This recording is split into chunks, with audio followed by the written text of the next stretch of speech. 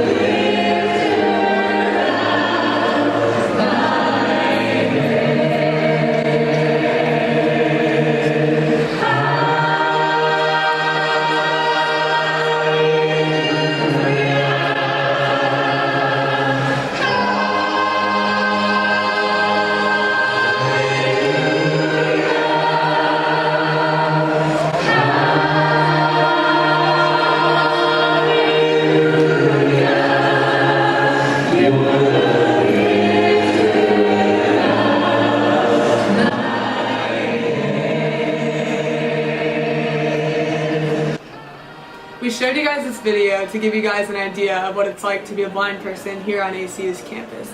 This is important because it's important to put yourself in the shoes of the clients that you're going to be working with in schools. Empathy is key to being a good speech pathologist.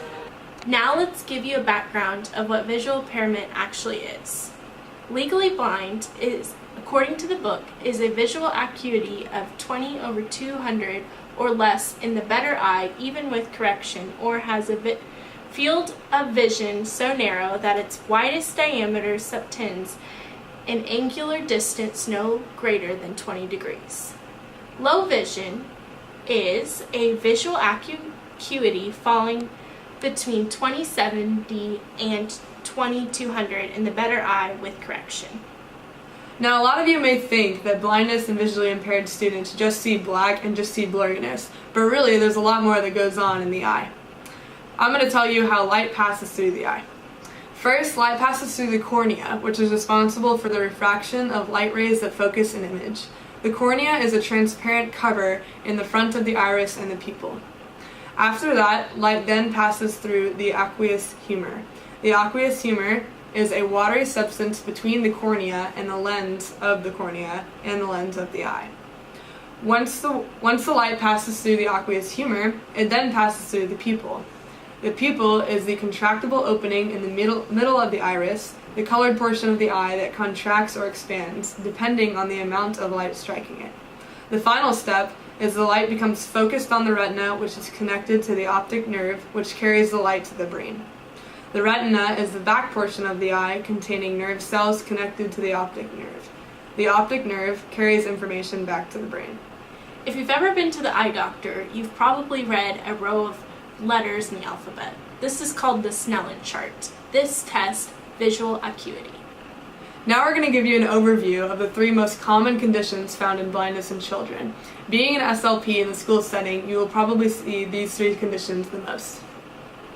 The first and most prominent cause of childhood blindness is cortical vision impairment, or CVI. CVI is characterized by large day-to-day variations of vision. So one day a child might be able to see a lot, and then the next day they might not be able to see as much. CVI occurs in the brain, but we don't have much research on why it happens or when it happens or who it happens to. The second most common cause of blindness in children is retinopathy of prematurity, which causes abnormal vessels to detach the retina. Babies born prematurely are at risk for ROP. The last most common cause of childhood blindness is optic nerve hypoplasia, or ONH. ONH is a condition that occurs whenever there's an underdevelopment of the optic nerve. ONH is usually accompanied by a neurological disorder as well, which causes a lot of behavioral issues too. The cause of ONH is still unknown. Now let's move on to our role as an SLP. Pinpointing the role of an SLP regarding a child with VI or blindness is difficult because oftentimes their language is okay, but their communication is hard. Our role as an SLP is to help them with communication in any way. This can be done by creating tactile cues for them to get around their classroom or just helping them with sign language. One technique that you can use in therapy is actually adjusting the light in your room. Oftentimes people try to light up the room as much as possible, but really this isn't the case with kids with vision impairment. Vision impaired kids often find themselves light gazing or looking at a direct light source. So instead of having 1 to 2 direct light sources, like a desk lamp or a corner lamp, try to have light that's consistent around the room. This will help the kid with VI get less distracted and more focused on therapy. Another therapy tip is finding what color the child is more attentive to and incorporating that into your therapy. If your client is colorblind to the color green, avoid using these materials. If your client is more attentive to the color red, use red materials or outline your materials in red tape. Another technique for SLPs in schools that are working with blind kids is simply just to be patient with your kids. Oftentimes, us as SLPs love to talk and we love to prompt the kids as much as possible. But kids that are blind oftentimes get oversensitive to other senses. So instead of talking nonstop and blabbering and prompting in the child's ear, we need to understand that the lag time between the response of the child to a visual object, or latency, is going to be a lot longer with a child that's visually impaired or blind. Specific speech and language characteristics in children with VI mostly consist of motor skills and social interactions. Babies who are born with visual impairments often have delayed motor skills, like walking, talking, and crawling. They may have stereotypical behaviors which interfere with their social interactions. These behaviors include body rocking and rubbing your eyes. Pause this video and click the link to watch some of these behaviors. How would you describe a typical day at your house?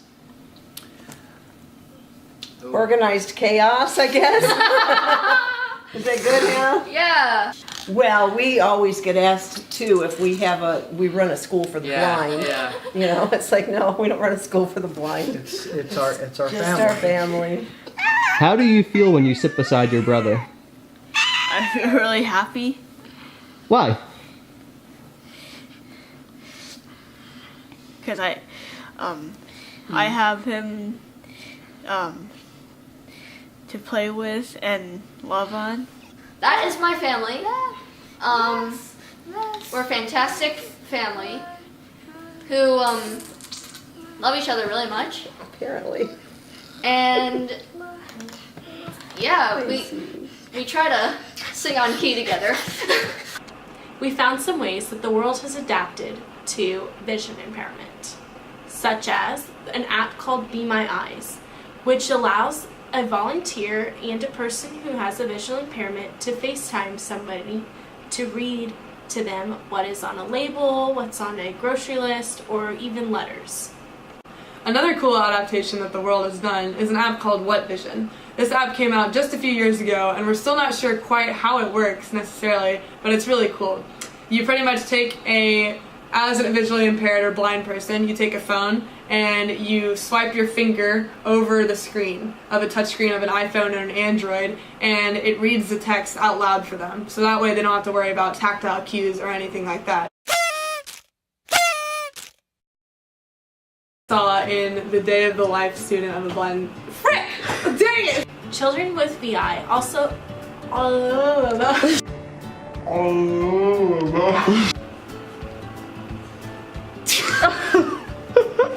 about body language and emotions and oversensitive to other areas of freaking whatever. So instead of having 1 direct light source like a desk lamp. Oh my god.